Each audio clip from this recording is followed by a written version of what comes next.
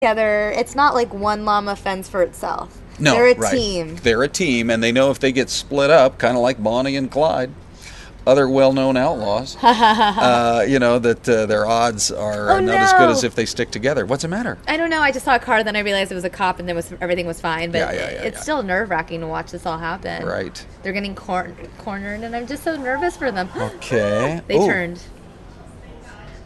This is crazy. This really is how cool would I don't want to say how cool would it be, but it would be really neat to be in those cars on the streets with the llamas, seeing this. I mean, we get to watch it live from an aerial point of view, right? Which I think we have the best point of view because we've been following them everywhere. But I totally agree. But it would be cool to be on the ground. But you'd have about 5 seconds to snap your picture because then they'd be gone. See, now this guy, that sheriff's deputy probably thought, oh, here's a good opportunity there. They are up right against that Boswell campus. Okay, so the one takes off. Okay, so we're on Del Webb. There we go. Sky Fox kind of helping us out, showing us where they are. So where are we right now? All right, so let me pull up Del Webb on the Google map. Hold on. They're at the far side of the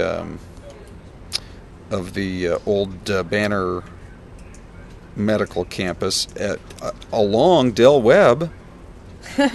Someone's making a joke at about Thunderbird still. By the way, I love reading the comments coming in from all over the world. Cinna Spice Girl saying they're looking for the courthouse, insinuating that the llamas are looking for wherever Jodi Arias is. Well, even the llamas are on Arias Watch. That's so funny. Okay, so every once in a while, I think they actually stop and rest in the shade, right? So like, okay, this is a nice, cool place to hang out. I mean, these guys have got like the one guy looks like he's sort of partially sheared there. You notice that? So I guess certainly if they're alpacas, they're being raised for their wool. And here's a guy who, is partially shaved, but you still got to be warming up. It's a nice 75-degree day here. Perfect late February, early March kind of weather. But every time we see somebody with their arms out saying, come on, stop, it only makes them run.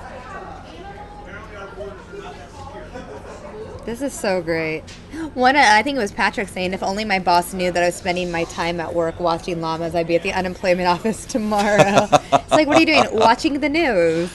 Yeah. But this is the news. This is what's happening right now here locally in the greater Phoenix area. Yeah, Patrick. I mean, we all got to see how this comes to a conclusion.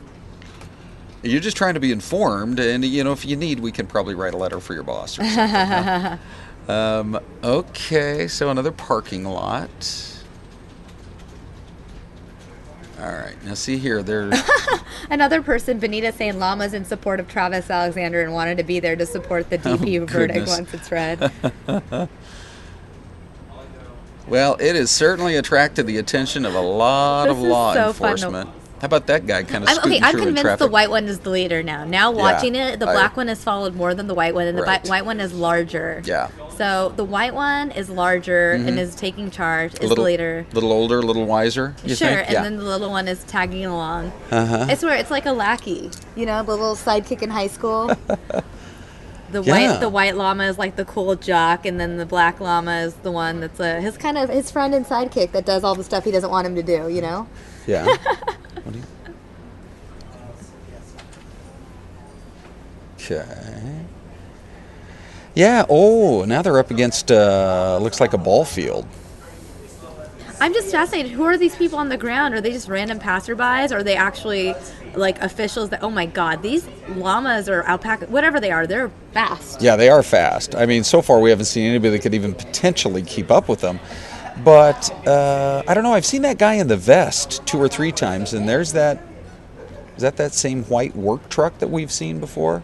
I mean, you can see how the larger llama has her leash, or his leash, still on him.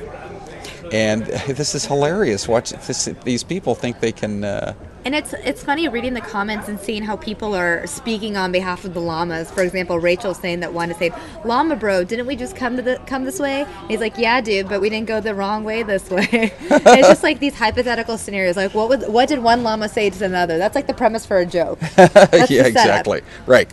What did the white llama say to the black llama? I mean, somebody start writing some jokes. I'll read them on air. They did just get off of Del Webb Boulevard again. All right, so there's Del Webb. Mm-hmm. And they're right at Del Webb and Thunderbird. They've kind of been hanging in that neighborhood for a while. So if we pulled up a map right now, would we be able to like kind of chart their course? Yeah. Do you want to put it in the corner? Yeah. I know we don't want to. Yeah, maybe we can put it in the corner. Let's pull up the map over. Do you want to pull up the map here? Sure. Once you find the map and the route, maybe we'll be able to show the viewers. Okay. I'll work on the that. llamas and the map. That way they have an idea. Because I feel like we're just watching from up here. Again, when we originally brought you this scene, they were at 103rd and Grand. They've obviously traveled quite a bit. Right. Just prancing around town. I don't even know. Are they still in Sun City, or have they made it? They're really in the heart of Sun City. I accidentally typed in Google Mail and pulled up your mail account. Oh, thanks. Well, I'm getting an email from my Chase QuickPay. Well, we can work on that in a while. Let me just keep working on Google Maps here. So. Well, let's continue to be on Llama Watch. Yeah. Can I just give folks the latest on what's happening here? Is we get people all over the place watching this. How do you catch a llama? Mm-hmm. Okay. Yes. Okay. What's happening? All right. We're standing by to chat with Dr. Grey Stafford in just a second. And that'll be pretty interesting. All right, so let's get back up to Sun City. Sami is working on some of the latest details that we can give people, and we are going to show everybody exactly what's happening in just one.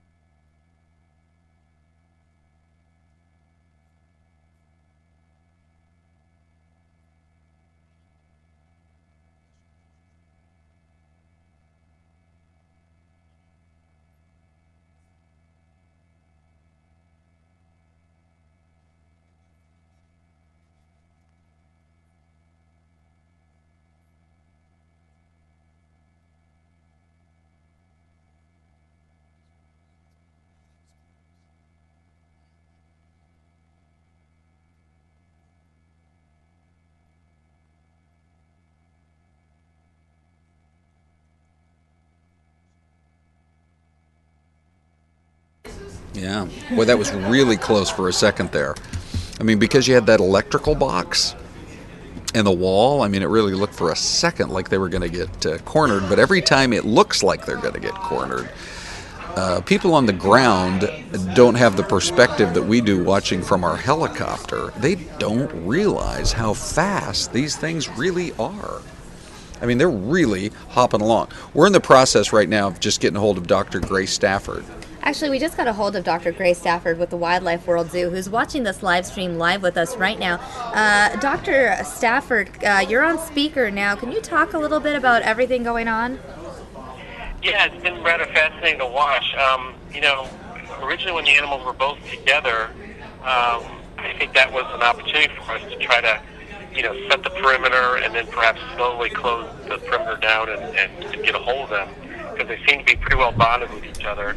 And where one goes, the other one goes. So you can often use that to your advantage, because if you get a hold of one or the slower one, and one has a harness on it, looks like it's got a rope around it, then you can probably get the other one to stay in the vicinity. All right. So, Grey, one of the questions we are being asked, we have people watching this on News Now on our YouTube channel, literally all over the world, and they're asking, well, so where most likely would they have come from? And I said, all right, well, we've got a great zoo on the west side, but I know they didn't come from there. I presume we have people who are growing them for their wool in areas not too far outside of Sun City. Is that your take on it? That's probably the case, absolutely, because, they're almost, they've been domesticated for centuries. A lot of people like to have them as pets, whether they do it simply as a backyard animal in a horse area, or if they're doing it more from a commercial standpoint to get that wool, as you say. It looks to me like the white one's been sheared, at least in the middle, from the images. So that's probably the case. A lot of people like to use that wool to manufacture sweaters and that sort of thing. as has been done for 1,000 years or more. I think the main thing I would do is try to set a perimeter with vehicles, even in a shady area, give the animals a chance to rest, get their wits about them, and that way, law enforcement and others can perhaps approach a little more closely. So would the animal behavior, and I know you're watching this on a little bit of a delay from what we're seeing, so just kind of work with us. We are seeing right now, it looked like a handler, you'll see this here in just a second. We're seeing what appeared to be a handler up literally doing the horse whisperer routine for a second, walking with it, and almost able to reach out. I think we might have a successful conclusion here. In just a second, because he was able literally to walk right along, and it looked like obviously the animals develop a bond with their either with their grower, their handler, that kind of a thing. Oh, we got the white one back too. And so just as we watch this here, they've been apart for about 3 or 4 minutes, and now suddenly they're back together again. Is that the best bet, is to have the handler literally kind of calm them down, and then they can try to get a hold on them? Yeah, I would agree. I think you want to get them calm and slowly close down the loop, get your team together, so that you don't have those opportunities for them to escape, as they've done for the past several minutes, as people close in. You want to take your time. As long as the animal's not in the middle of the road and traffic's been alerted, now, see that you mean that they're back together. This, I think, gives you an opportunity, especially since one of them does have a rope on them. Get a good, quick, lucky strike and grab a hold of that rope. You've got one of the animals, and hopefully the other one will stay in the vicinity. Right. And we were getting a lot of questions on online whether these are alpacas or if they're llamas. Can you clarify, and can you elaborate on what the difference is between the two animals? Yeah, to me they look like llamas. Alpacas, for lack of a better description, look like they have more of a moppy head on top with extra thick and longer hair on top. So they look a little different. They're from slightly different habitats and regions in South America. These are both basically domesticated versions of their wild cousins. Llamas have been in human care for so many years as part of commerce in South and Central America because they're so sure-footed. They are descendants of a common animal related to camels, so they have a very wide foot compared to other animals, and therefore they've lent themselves to being pack animals for many, many, many centuries. Do you have any idea how common this is here in the valley? I know it's surprising people who are watching from areas outside of Arizona, but you only have to go, a half mile outside of the Sun Cities, and you could be in a more rural or more agricultural setting. But is this quite common here in Arizona? Well, I think it is because, you think about the history of areas like Scottsdale. Scottsdale's a horse community still.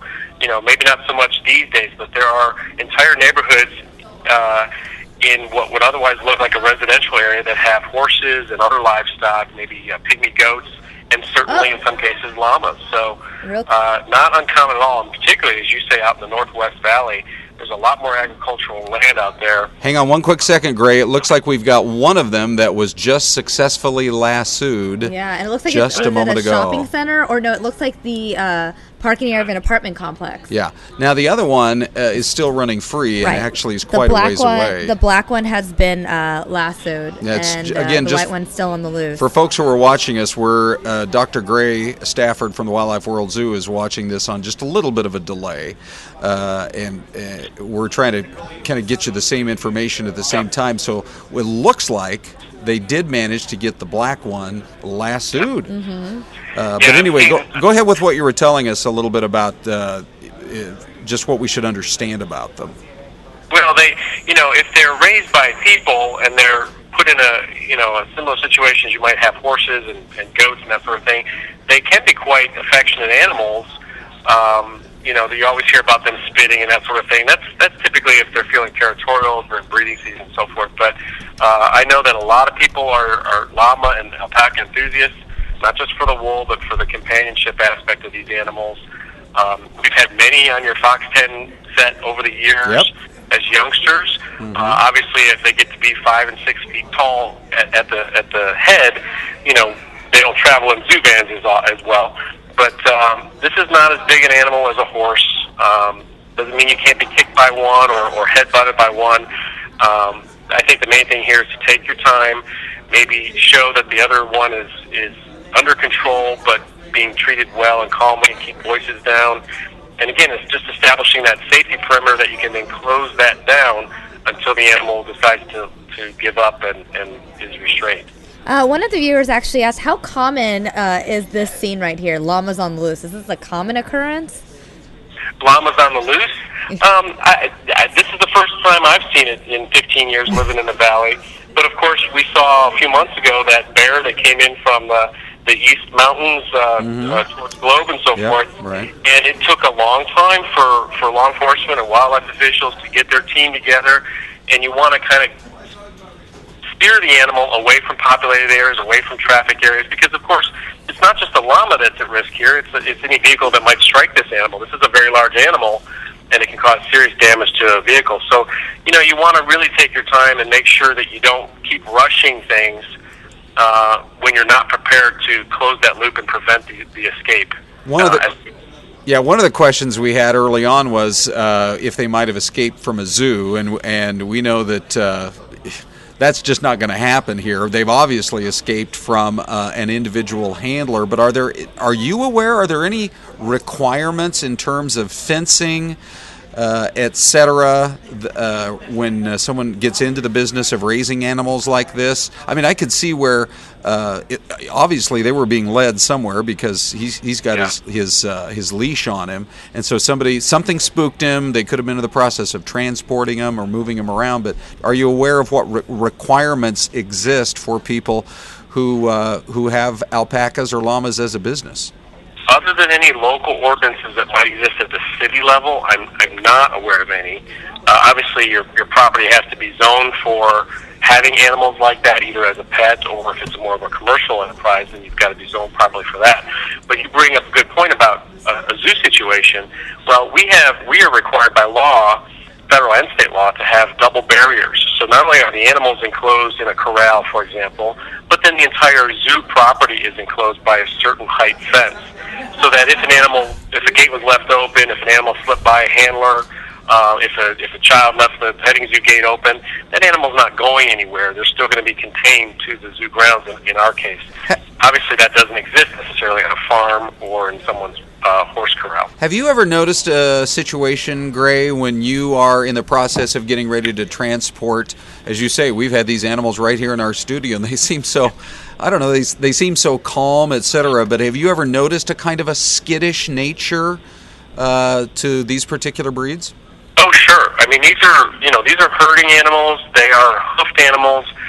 Their main defense is to keep moving and stay away from predators and to run. So in an unfamiliar environment, like a city street and dozens of vehicles and dozens more law enforcement and people just trying to help, all the things the animal may be familiar with are now gone or changed, and you can see them just trying to flee this unknown situation. So this is very, very common. That's why it's really important to, I think, for everyone to move slowly, stop traffic where necessary, line up vehicles to create a visual barrier, and then move slowly as you get in the wranglers, the folks with the ropes and so forth, so that you don't create a situation where every time that animal escapes from one scenario, it's getting better for the next one.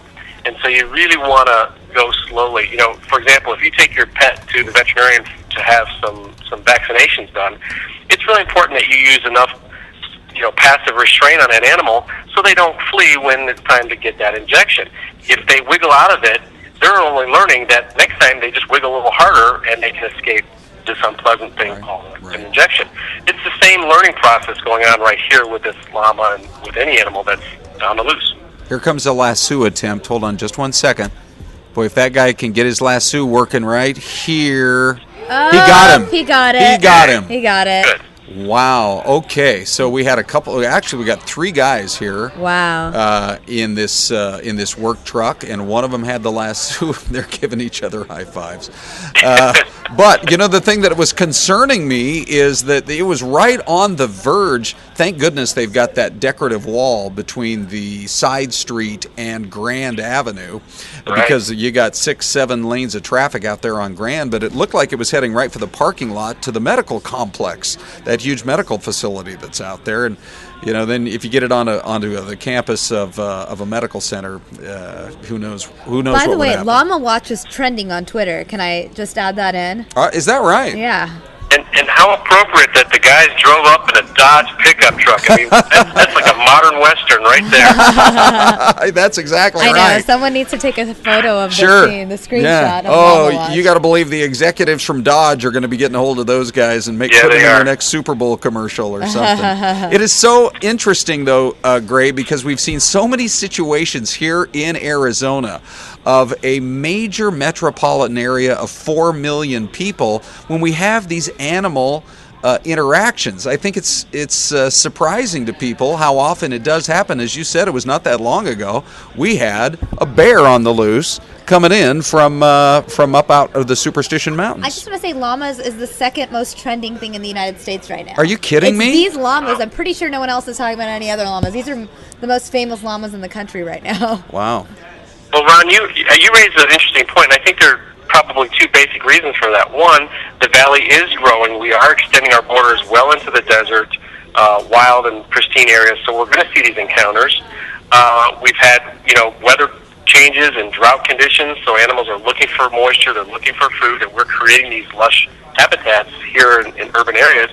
And then, of course, the history of Arizona is rural, it's agricultural, it's Western, television movies. So you're seeing kind of those animals when they do come out like they are today. It's probably a combination of both of those factors.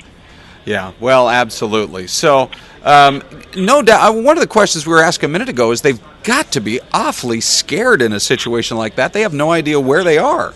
Right. And, you see this panic situation anytime you see a feral dog or cat on the side of the road. It just kind of breaks my heart to see what must surely be dismay and terror on the part of that animal. But the good news is now they've got the animals under control. They can, the animals, if they've been handled at all, which it looks like they have with one having a halter on it, they're used to being led around. They may not be pets. They may not be that socialized to humans like the ones in our petting zoo situation, but they're at least familiar enough with people. So now that they're under control and can't flee, things should calm down for them, and they'll settle down, I think. You were talking a minute ago about how the learned behavior of animals, if they can wiggle out of a situation, unfortunately, they just learn to wiggle harder the next time around. What about when they've been in almost a panic, stressful situation like this, just in terms of getting them settled down and getting them back to their regular environment?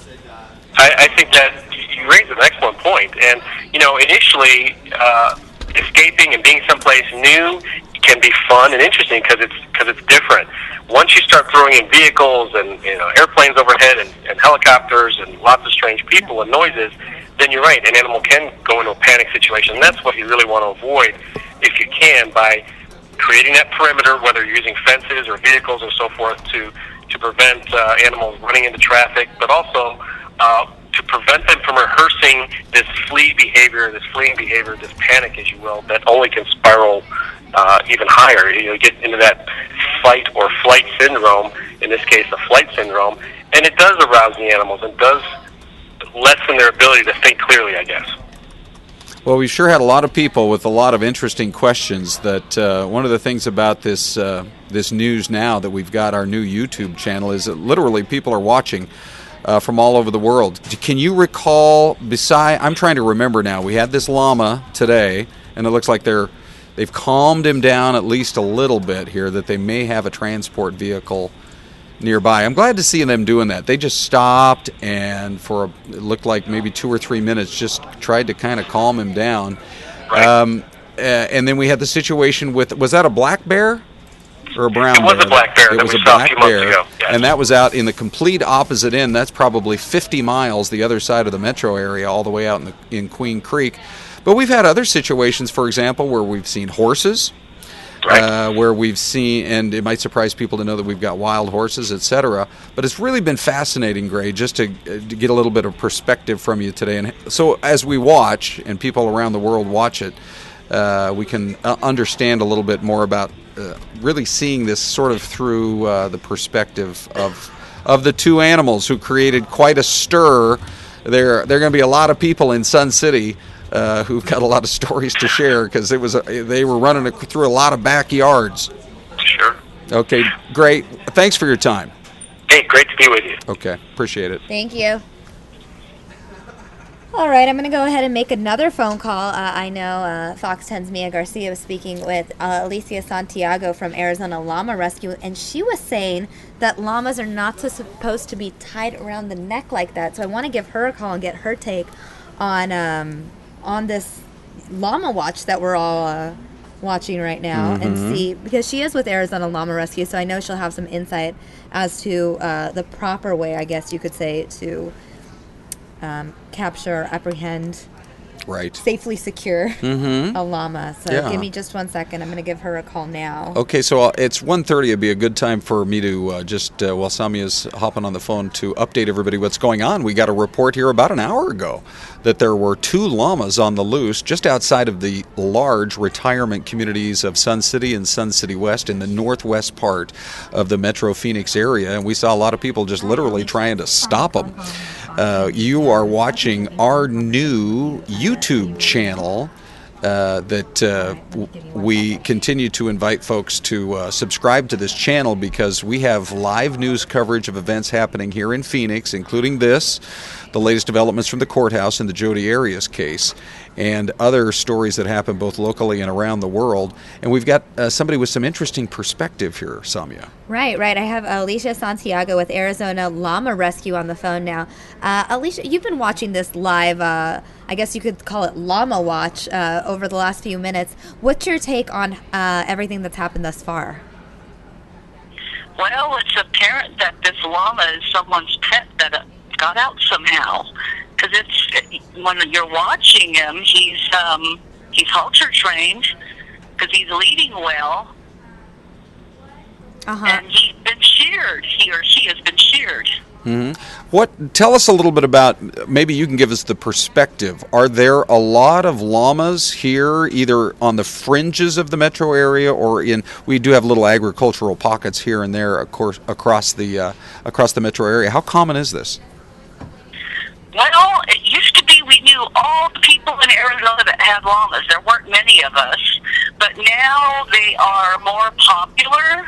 So I don't even know how many people have llamas here. I get calls around shearing season, which is starting up now, and I'm really surprised at all the people that have llamas here. In the valley, which is surprising, there's more llamas in Flagstaff in the White Mountains, and then down in the Sonoyta area, where it's cooler. So you're saying population-wise, as the valley continues to grow and becomes more urbanized, naturally they're going to go there. But also, they are raised for their wool, and I would imagine that actually is a fairly lucrative business. Well, yeah, they're raised for their fiber, but they also are used as packing animals. So if you're a backpacker, they could carry quite a bit of weight. They have saddles that are made for them with panniers that'll carry your tent, your sleeping bag, your camping stove, food, etc. So it could carry quite a bit, and then you could enjoy the hike while they carry everything else. Now, Alicia, is there a safe way to I don't want to use the word capture, but safely capture these llamas that were on the loose? I mean, the way that we watched it happen live on TV, is that the best way to get control of the llamas? You should not be lassoing them, because their necks are fragile. So the way that we catch llamas, and we have caught llamas that have been wild. These were not wild llamas, which is why they were easier. This one was easier to catch. But you use a chain of people, basically, and then you get them in a corner. And then if you don't have a halter or a rope, a proper halter for them, you can take a rope and you put it high up around their neck, right under their chin. and that you can leave them around with, but you don't ever want to lasso one because you can risk breaking their neck. When was the most recent time that you were on an actual, what Samia said, capture or rescue, etc., where you were on the spot and you or the folks with you actually did have to capture one of them? About a few months ago, in the fall. Okay. But that was it. That was, we had to shear the llamas, and these were llamas that weren't used to being handled. So what we did was we took some panels, and we made a smaller area, and we herded them into the smaller area. Mm-hmm. Is there a reason that these two llamas chose to stay side by side throughout this whole chase? I mean, they were almost like buddies. You know, people on our YouTube channel were joking that they were like Bonnie and Clyde. They never really separated. They were always a pair. Do llamas tend to form bonds like that?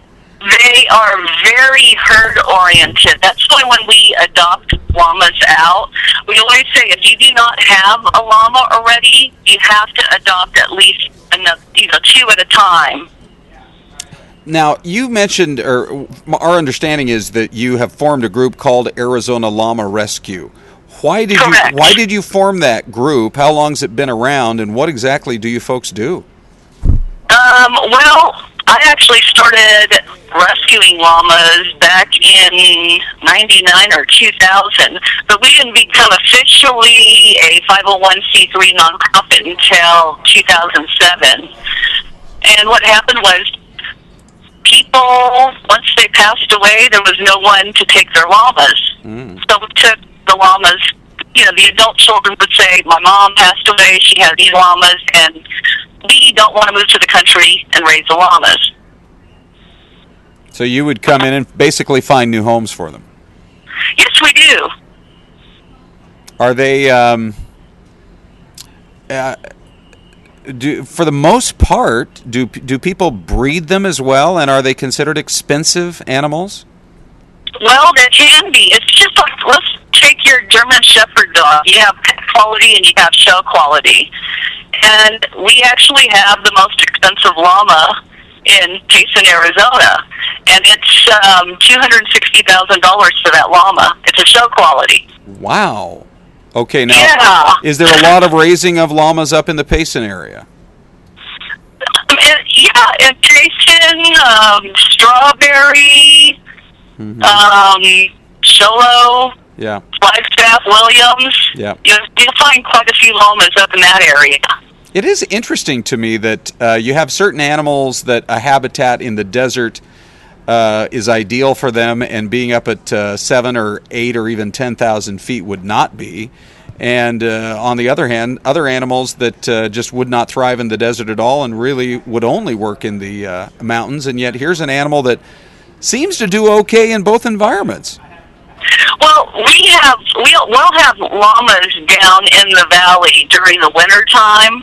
And a lot of people, they take them when it's April or May. They'll bring them up to the northern part of Arizona for the summer.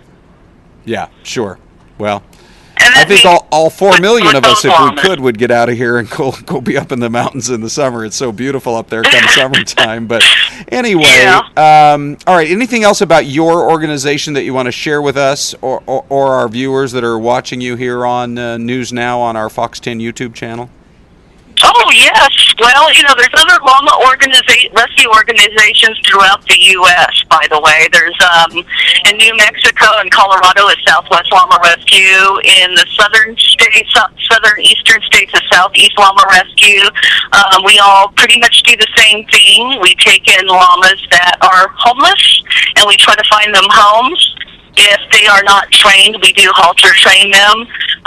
We do shear them. They have to have their toenails trimmed. In Arizona, we are looking for volunteers, foster homes. We really need foster homes.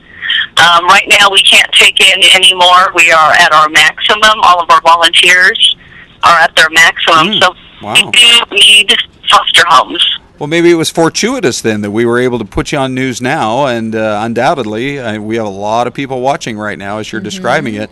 What